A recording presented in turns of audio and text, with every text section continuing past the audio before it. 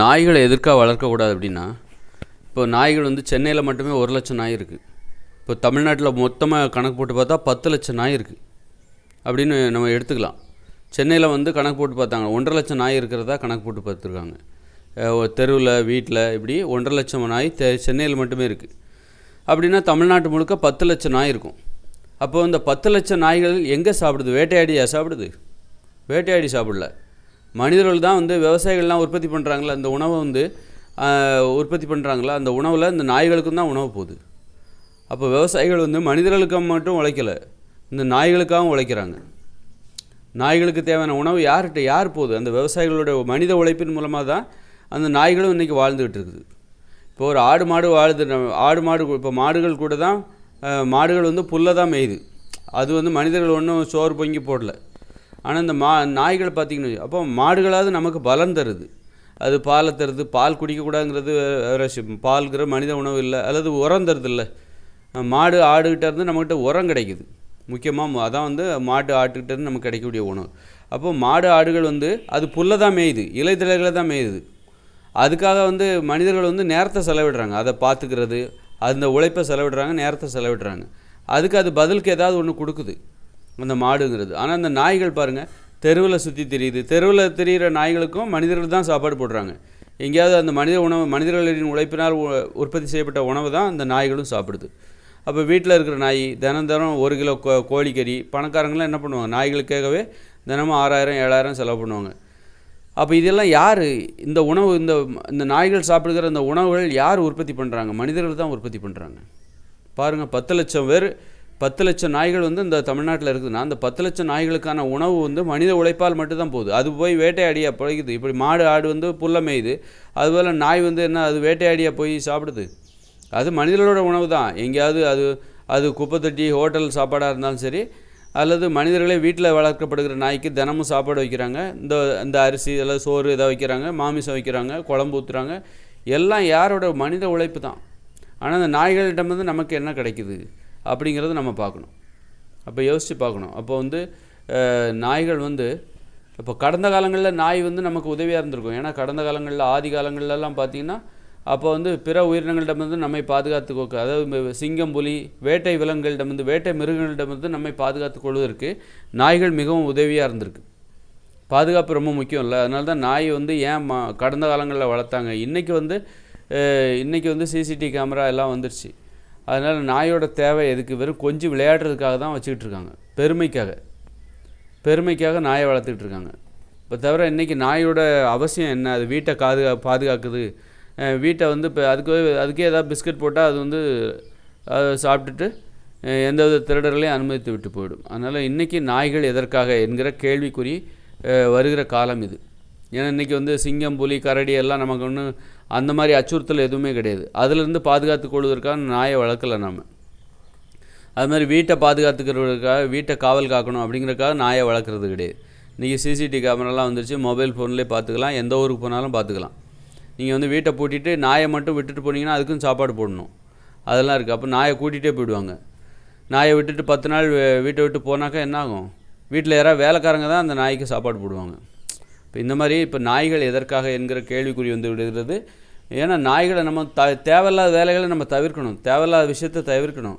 நாய் ஒரு ஆடம்பரமான ஒரு பொருளாக மாறிவிட்டது. வெறும் அழகுக்காகவும் பெருமைக்காகவும் வளர்க்கப்படுகிற ஒரு இதுவாக இருக்குது. அது அதை நம்ம அவ்வளோ ஈஸியாக விட்டுட்டு போக முடியாது. ஏன்னா ஒரு 10,00,000 நாய் தமிழ்நாட்டில் இருக்குதுன்னா, இந்த 10,00,000 நாய்க்கும் யார் அந்த உணவை கொடுக்குறார்கள்? மனித உழைப்பின் மூலமாக இந்த விவசாயிகள்லாம் உணவு உற்பத்தி பண்ணுறாங்க.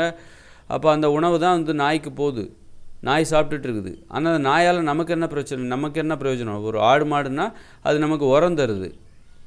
மாமிசம் சாப்பிடக்கூடாது, ஆனால் மாமிசம் சாப்பிடல, பாலும் குடிக்கக்கூடாது, அது மனித உணவு கிடையாது. சரி, அப்படி பார்த்தா கூட அது ஆடு மாட்டால் நமக்கு உரம் கிடைக்குது. நாம் உண்ணுகிற காய்கறிகள், பழங்கள்லாம் சத்தான உணவாக இருக்கணும்னா அந்த உரம் நமக்கு தேவை. அப்போ ஆடு மாட்டால் நமக்கு பிரயோஜனம் இருக்குது.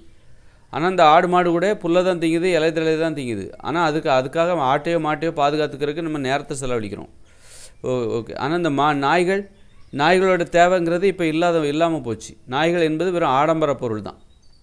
வெறும் பெருமைக்காக நீங்கள் எப்படி உங்கள் வீட்டை அலங்காரம் பண்ணுறீங்களோ அதுபோல் நாயை ஒரு அலங்காரம், பெருமைக்காக அது தெண்டமாக வச்சு அதுக்கு 10 லட்சம் நாய்களுக்கு இன்றைக்கி சாப்பாடு மனித உழைப்பின் மூலமாக போயிட்டுருக்கு.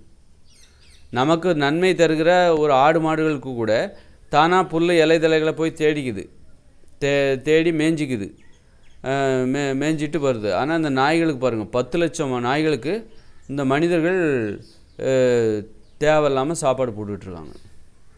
அப்போ நமக்கு பயன் தருகிற அதே நேரத்தில் செல்ல பிராணிகள்ங்கிறது நமக்கு எந்த விதத்துலையும் அது பயன் தராது.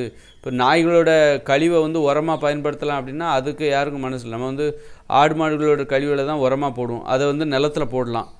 நாயோட ஆயை எடுத்து நாயோட கழிவை உரமாக நினச்சி அதை விவசாய நிலத்தில் போட முடியாது.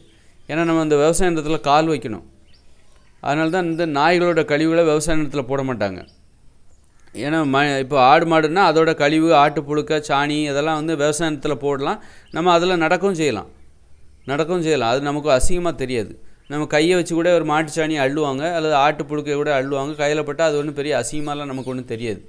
ஆனால் ஒரு நாயோட ஆயை நாயோட மலத்தை ஏன் விவசாய நிலத்தில் போடுறது கிடையாது அப்படின்னா அது அருவருப்பான ஒரு மலமாக இருக்கிறது. அதை உரமாக கூட நம்ம அது விரும்புறது கிடையாது. அப்போ ஒரு உரத்துக்காக கூட இப்போ நாய்கள் பயன்படுவதில்லை.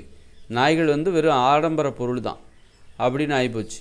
அதுக்கு தெண்டமாக மனித உழைப்பின் மூலமாக உற்பத்தி செய்யப்பட்ட உணவு என்பது கொடுக்கப்பட்டு வந்திருக்கு. கடந்த காலங்களில் அவைகள் நமக்கு உதவியாக இருந்திருக்கு. வேட்டையாடுகிற விலங்குகளாக கடந்த காலங்களில் நம்ம இயற்கையோடு இணைஞ்சு காடுகளில் வாழ்ந்தப்போ அப்போ சிங்கம், புலி, கரடிகள் இதுகிட்டேருந்து நம்ம பாதுகாத்துக்கிறவருக்கு ஆடு மாடெல்லாம் நமக்கு பயன்படாது.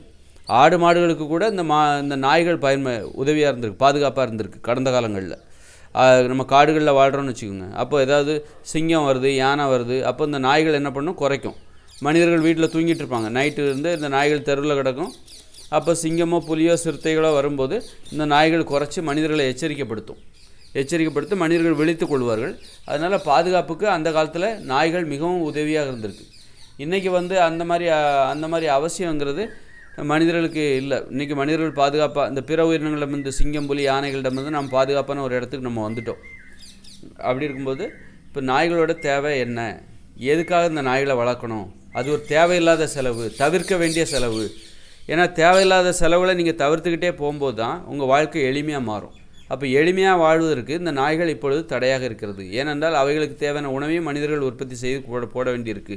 அதனால் அவங்க கூடுதலாக உழைக்க வேண்டிய அவசியம் இருக்குது.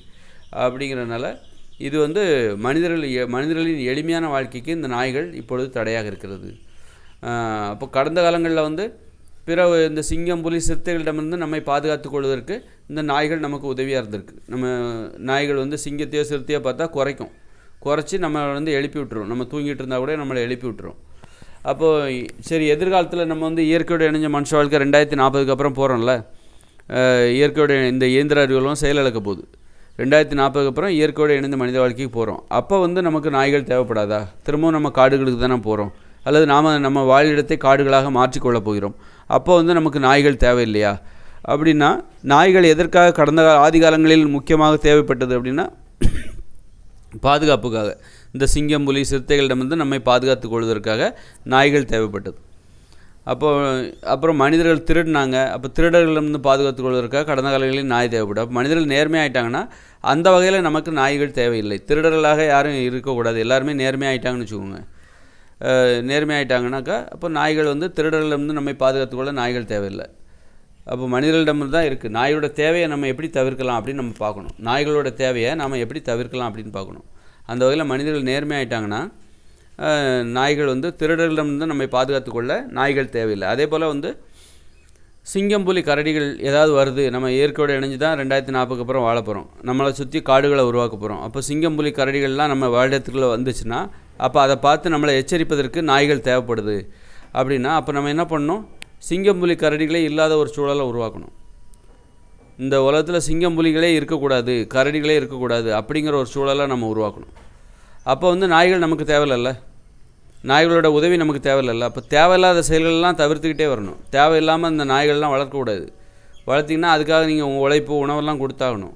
அப்போ நம்ம வாழ்க்கை இன்னும் கடினமாக மாறும். நம்ம எளிதாக வாழ முடியும். எளிதாக வாழணுன்னா தேவையில்லாத செயல்கள்லாம் தவிர்த்துட்டே வரணும். நீ செல்லப்பிராணியாக வளர்க்கணுன்னா அதுக்கு குறைவான உணவு தேவைப்படுகிற ஒரு கிளியை வளர்த்துக்கோ, ஒரு பூனையை வளர்த்துக்கோ, அதில் ஒரு சின்ன குரங்கு வளர்த்தா கூட குரங்கு கூட வளர்க்கலாம். ஏன்னா நீங்கள் இயற்கையோடு இணைஞ்ச மனுஷ வாழ்க்கையில் மரத்தில் ஏறி ஒரு தேங்காவை பறிக்கிறதுக்கு அதுக்கு பயிற்சி கொடுக்கலாம். மனிதர்களால் ஏறி பறிக்க முடியாது. அப்படி இருக்கும்போது ஒரு பனை மரத்தில் ஏறி பனம்பழம் அது தானாகவே படுத்தா கீழே விழப்போகுது. அப்போ அந்த மாதிரி ஒரு மாமரத்தில் ஏறி மாங்காவை பறிக்கிறதுக்கு இந்த குரங்கை பயன்படுத்தலாம். அதுக்கு பயிற்சி கொடுத்தோன்னு வச்சுக்கிங்க. ஏன்னா இனிமேல் எதிர்காலத்தில் வந்து குரங்குகள் தான் மனிதர்களுக்கு, இந்த நாட்டுக்கு குரங்கு இருக்கு பாருங்கள், ஒரு கூட்டு குடும்பத்துக்கு ஒரு குரங்கு வச்சுக்கிட்டோன்னு வைங்க, அந்த கூட்டு குடும்பத்துக்கு தேவையான இந்த மரத்தில் ஏறி மாங்காவை பறிக்கிறது, இந்த மரத்தில் ஏறி பறிக்க வேண்டிய இதுக்கெல்லாம் நம்ம குரங்கை பயன்படுத்திக்கலாம். இந்த நாய்கள் வந்து எதிர்காலத்தில் வந்து அதை நாம் தவிர்க்க வேண்டும் என்பது தான். நன்றி உணர்ச்சி எல்லா உயிரினத்துக்கும் இருக்குது. ஆனால் என்னென்னா அந்த குரங்கை கட்டி நம்ம வந்து அதை பராமரிக்க முடியாது. துருதுருன்னு இருக்கும். அதுதான் வந்து சமத்தாக இருக்காது, அப்படியே அமைதியாக இருக்காது. அதுதான் வந்து குரங்கள்கிட்ட உள்ள ஒரு கெட்ட குணம். அதனால தான் குரங்கை யாரும் வளர்க்குறது இல்லை.